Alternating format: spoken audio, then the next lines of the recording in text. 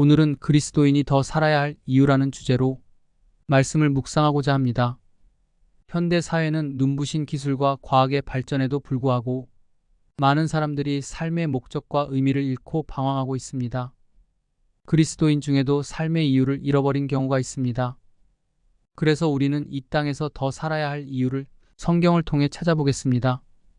첫째, 우리가 더 살아야 할 이유는 하나님께서 선한 일을 위해 나를 창조하셨기 때문입니다. 에베소서 2장 10절 말씀에 이렇게 기록되어 있습니다. 우리는 그가 만드신 바라 그리스도 예수 안에서 선한 일을 위하여 지으심을 받은 자니 하나님께서는 나를 선한 일을 위해 창조하셨습니다. 이웃을 사랑하고 섬기는 일, 어려움에 처한 사람들을 돕는 일, 예수님의 복음을 전하는 일, 사회 정의와 공의를 실천하고 기도와 중보를 통해 어려운 상황에 처한 사람들을 위해 돕는 일, 기도를 통해 하나님의 능력이 임하고 하나님의 뜻이 이루어지도록 돕는 일, 이 모든 일이 선한 일인 것입니다. 그러므로 우리는 하나님께서 각자의 삶 속에 주신 사명을 깨닫고 선한 일에 힘써야 하는 것입니다. 그것이 그리스도인이 이 땅에서 더 살아야 할 이유인 것입니다. 두 번째 이유는 그리스도인에게는 영원한 생명의 소망이 있기 때문입니다. 요한복음 11장 25절 26절 말씀에 이렇게 기록되어 있습니다.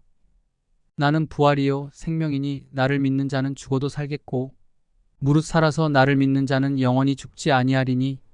예수님은 우리에게 영원한 생명의 소망을 주셨습니다. 이 땅에서의 삶이 끝이 아니라 영원한 생명이 우리를 기다리고 있는 것입니다. 천국이 기다리고 있는 것입니다. 우리는 고통과 슬픔이 없는 새로운 창조 세계에서 하나님의 임재 가운데 영원히 살게 될 것입니다. 이러한 소망이 있기에 우리는 이 땅에서 선한 일을 위하여 더 살아야 할 이유가 있는 것입니다. 초대교회 스데반 집사님을 보십시오. 초대교회의 첫 번째 순교자인 스데반 집사님의 마지막 순간을 보십시오. 스데반 집사님은 사내들인 앞에서 담대하게 설교하며 죽음의 순간까지 하늘을 바라보았습니다. 사도행전 7장 56절 말씀에 이렇게 기록되어 있습니다. 보라 하늘이 열리고 인자가 하나님 우편에 서신 것을 보노라. 스데반은 돌에 맞아 죽는 죽음 앞에서도 예수님을 바라보며 천국을 소망했습니다. 우리도 스데반처럼 성령으로 충만하여 어떤 상황에서도 부활하신 주님을 바라보아야 합니다. 부활하신 주님이 계시는 천국을 바라보아야 합니다. 우리가 곧 들어가게 될 영원한 나라를 바라보아야 합니다. 결론적으로 그리스도인들이 이 땅에서 더 살아야 할 이유가 무엇입니까? 선한 일을 더 많이 해야 할 사명이 있기 때문입니다. 영원한 생명의 소망이 있기 때문입니다.